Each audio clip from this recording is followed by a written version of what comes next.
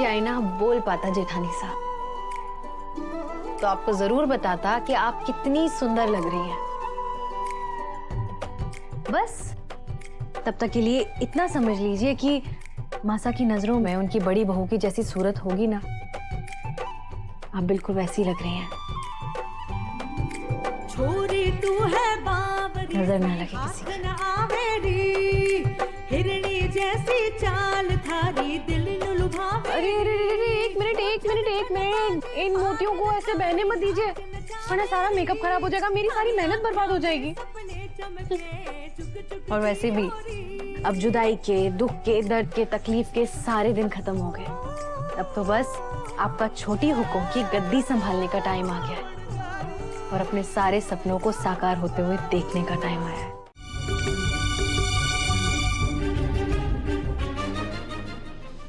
ये हमारी जिंदगी का सबसे खूबसूरत दिन। माँ बने थे हम और इस दिन से हमारी जिंदगी पूरी तरह से बदल गई।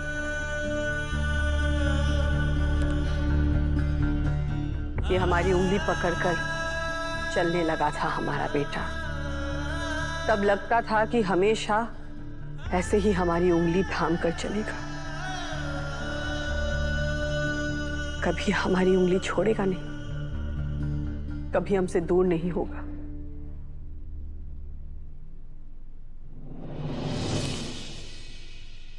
ये साइकिल, इस साइकिल के लिए बस एक बार जिद की थी देव ने। हम खुद जाकर ये साइकिल उसके लिए खरीद कर लाए थे। हमारा बेटा अगर किसी चीज पर हाथ रख दे, वो हम उसे जरूर दिलाते थे, क्योंकि हमारा बेटा कुछ चाहे और हम उसे वो ना दे, ऐसा हमारे रहते कभी नहीं हो सकता। तुमको भी चाहा है मैंने बस, और देख लेना मेरी मासा मुझे तुमको भी जरूर देंगी। और हाँ, एक बार इस साइकिल से देव को चोट पहुंची तो हमने गुस्से से ये साइकिल छत से नीचे फेंक दी और इसके टुकड़े टुकड़े हो गए, क्योंकि कोई भी हमारे देव को चोट पहुंचाएगा तो हम उसे छोड़ेंगे नहीं।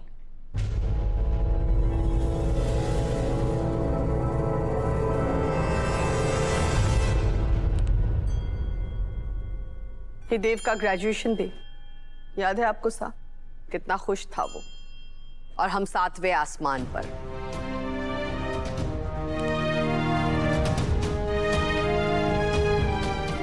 ये वो दिन है जिस दिन हमने और सा ने मिलकर अपने बड़े बेटे को अपना उत्तराधिकारी बनाया था। चौहान ग्रुप का सीईओ बना देव, और हमारी एक जिम्मेदारी खत्म हो गई और दूसरी शुरू हो गई। अपने देव के लिए सर्वगुण संपन्न जीवन संगिनी ढूंढने की। ये हमारा कर्तव्य भी था और हमारा अधिकार भी। लेकिन एक दिन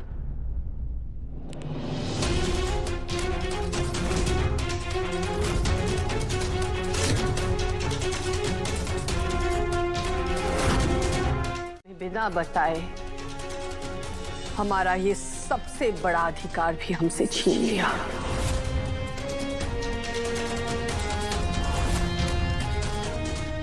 अपने खरे सोने जैसे बेटे के लिए हम एक हीरा ढूंढ रहे थे, लेकिन देव ने हमारी ड्राइवर की बेटी हमारे घर में हमारे रसोई में खाना बनाने वाली लड़की से शादी कर ली।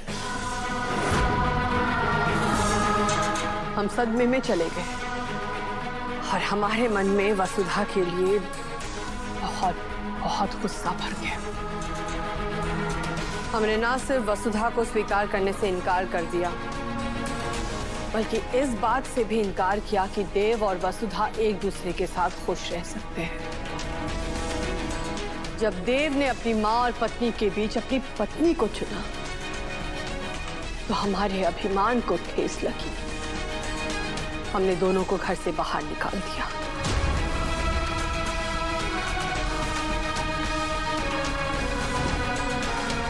एक माँ है, हम अपने बेटे से दूर कैसे रहते हैं? हमें हमारा बेटा वापस चाहिए था, लेकिन वसुधा के साथ नहीं, अकेले।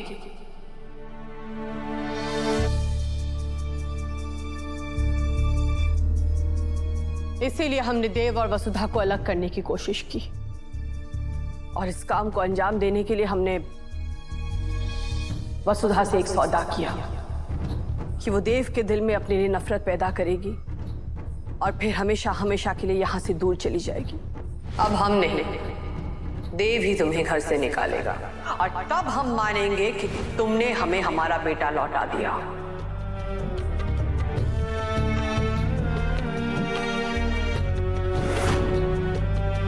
हम तुम्हें ये सच बताने आए थे देव,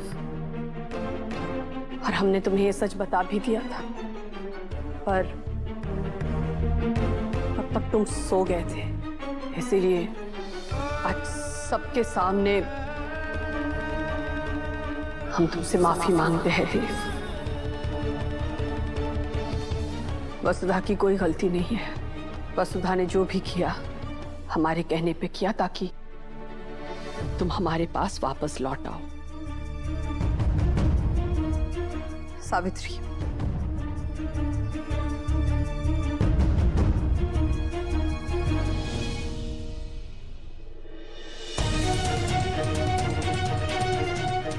ये प्रॉपर्टी के पेपर्स वसुधा ने वापस कर दिए थे। आपकी जायदाद का एक कतरा भी हमारे को ना चाहिए।